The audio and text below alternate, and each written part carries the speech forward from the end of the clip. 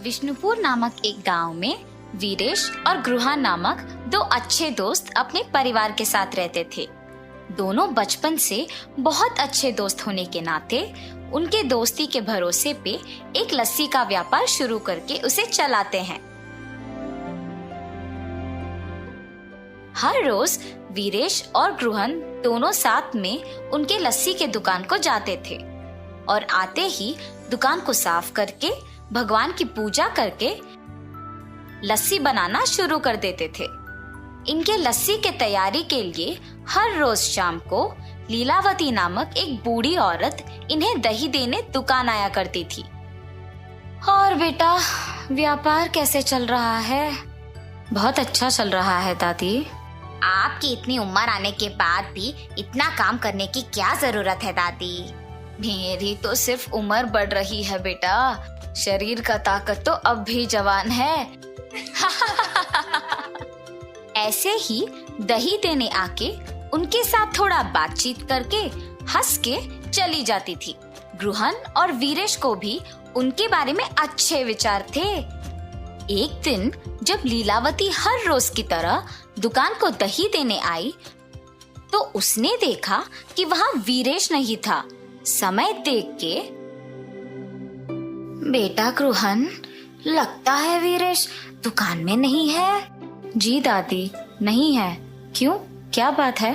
इस वीरेश के साथ काम करके क्या ही कमा लोगे तुम? मैं जब भी देखती हूँ सिर्फ तुम सारे काम करते हो और वो वीरेश तो सिर्फ तुम्हें लस्सी के मटके देते रहता है। ज्यादा काम करने वाले को ही ज्यादा लाभ मिलना चाहिए। ये बात मैं तुम्हें बहुत दिनों से बताने की सोच रही थी। नहीं दादी, आपको जरूर कुछ गलतफहमी हो गई है। मुझे तो वीरेश ने ही लस्सी बनाना सिखाया। उसके काम ना करने का सवाल ही नहीं उठता।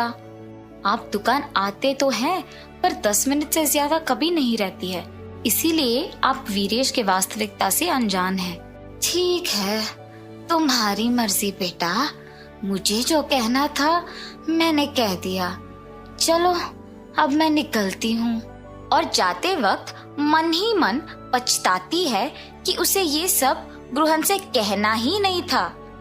अगले दिन जब दही देने वापस उनके दुकान जाती है तो गृहन के ना होने का मौका देख वीरेश को भी वही बताती है जो पिछले दिन गृहन को बताया था। गृहन उसकी बातों की विश्वास करता है मगर नजरअंदाज कर देता है और यही कहता है कि शायद उसने गृहन को सही तरह से नहीं समझा होगा। लेकिन वीरेश लीलावती के बातों से प्रभावित होकर गृहन पे उसके विचार बदल देता है। अब ये दोनों तो अलग दुकान खोलेंगे और मुझे ज्यादा दही बेचने को मिलेगा। वीरेश लीलावती के कहे बातों को जाके अपनी पत्नी को बताता है। आप कुछ मत सोचिए, मेरी बात सुनकर एक और लस्सी का दुकान खोल दीजिए बस। पर गृहन को क्या बोलूं? यही बोलिए कि जीवन में आगे बढ़ने के लिए ना अलग अलग व्यापार करना बहुत जरूरी है। पत्नी के प्रेरित करने पर वीरेश गृहन को एक नई लस्सी की दुकान खोलने की बात कह देता है और निवेश के पैसे गृहन से वापस ले लेता है। वीरेश के काम में और निर्णय में रुकावट ना बने इसीलिए गृहन उसे कुछ नहीं कह पाता और वीरेश के दूर होने पर बहुत दुख होता है। गृहन को दुखी होते देख उसकी पत्नी, आपको ऐसे दुखी देख मुझे अच्छा नहीं लग रहा है जी। आपको अपने मन को ये कह के संभालना होगा कि वीरेश जी की स्थितियों ने शायद उन्हें ऐसे करने पर मजबूर किया होगा। वही तो मुझसे नहीं हो पा रहा। और ऐसे अशांत मन से आप क्या ही व्यापार चलाएंगे? ठीक है, एक काम कीजिए। हमारे गांव में मेरे चाचा राधे नामक एक लस्सी दुकान चलाते हैं जो बहुत ही प्रसिद्ध है। वहाँ बहुत प्रकार के लस्सी बनते हैं। वहाँ जाके आप भी अलग प्रकार के लस्सी बनाना सीखिए। आपका ध्यान इस बात से हटेगा और व्यापार में भी वृद्धि होगा। सही बात है, वही करूँगा। ऐसे गृहन 6 गांव बाद वाले भीष्मा नगर में अपने रिश्तेदार के घर जाता है। अरे बेटा गृहान, कैसे हो तुम? तुम्हारी पत्नी कैसी है और तुम्हारा व्यापार कैसे चल रहा है? सब कुछ ठीक है मामा जी। आपकी दुकान के अलग प्रकार के लस्सी आसपास के सारे गांव में बहुत प्रसिद्ध है, इसीलिए मैं भी उसे स्वाद करने आया। हाँ, 12 प्रकार के लस्सी है। तुम्हें जो चाहिए वो पी लो बेटा। चलो चलो जाएंगे। और चाचा जी गृहन को उनके लस्सी का दुकान लेके जाते हैं। वहाँ पे लोगों की भीड़ लगी होती है।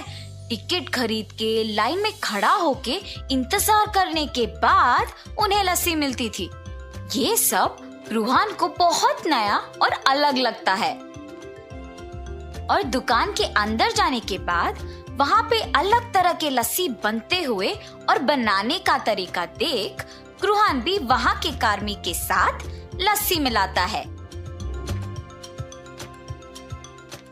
और ऐसे ही जितने भी दिन उस गांव में रहता है, गृहन अलग प्रकार के लस्सी बनाना सीख लेता है। वापस गांव आने के बाद गृहन उसके दुकान में अलग तरह के लस्सी बनाना शुरू कर देता है। वो उसके दुकान के सामने लस्सी के रंगीले चित्र बनवाता है ताकि ग्रामीणों को पता चले कि गृहन के दुकान में विभिन्न प्रकार के लस्सी मिलते हैं, और उसके नाम भी लिखवाता है। वहां से गुजरते हुए ग्रामीण उसे देख आश्चर्यचकित होके उसे पढ़ते हैं। इंडियन लस्सी, पंजाबी लस्सी, आम की लस्सी, नमकीला लस्सी, मीठा लस्सी, मलाई लस्सी, केले का लस्सी, मसाला लस्सी, केसर की लस्सी, चॉकलेट लस्सी, गुलाब लस्सी। ऐसे नए नाम और रंगीले चित्र देख गांव वाले भी उन नए तरह के लस्सियों को स्वाद करने आते हैं। गृहन, कुछ विशेष बात है? इतने प्रकार के लस्सी, जरा मसाला लस्सी देना। और ऐसे मसाला लस्सी पी लेता है। अरे वाह, बहुत ही स्वादिष्ट है गृहन, जरा एक और देना। ऐसे बहुत लोग गृहन के दुकान पे उपलब्ध उन लस्सियों के प्रशंसक बन जाते हैं और गृहन को अच्छा आमदनी भी मिलता है।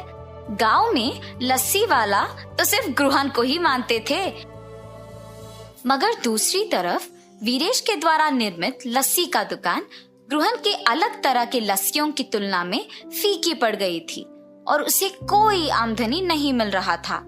और ऐसे वीरेश को अपने गलती का एहसास होता है और वो वापस गृहन को जाके पूछता है, क्या हम वापस साथ में व्यापार कर सकते हैं? और गृहन बिना कुछ सोचे पूछे खुशी खुशी हाँ कर देता है। उसी समय लीलावती वहाँ दही देने आती है। ये क्या है गृहन, तुम्हारे दुकान में वीरेश है? जिस व्यापार के लिए तुम्हें छोड़ दिया था, इसे तो वहाँ होना चाहिए ना। ये दुकान सिर्फ मेरा नहीं बल्कि वीरेश का भी है। तुम्हारे बातों से प्रभावित होके मैंने अपने बचपन के दोस्त को दुख पहुंचाया। अगर अगली बार मुझे पता लगा कि तुम ऐसे काम कर रही हो तो तुम्हारी उम्र की भी इज्जत नहीं करूंगा। वीरेश के बातें सुन के लीलावती डर के मारे वहां से चली जाती है और गृहन वीरेश की बातों पे हंसता है। ऐसे वो बिछड़े हुए दोस्त वापस मिल जाते हैं और खुशी से अपना व्यापार चलाते हैं। इस कहानी का नैतिक क्या है बच्चों? दोस्ती में ये जरूरी नहीं होता है कि कितने साल से एक दूसरे को जानते हैं, मगर ये जरूरी होता है कि कितनी गहराई से एक दूसरे को पहचानते हैं और भरोसा करते हैं।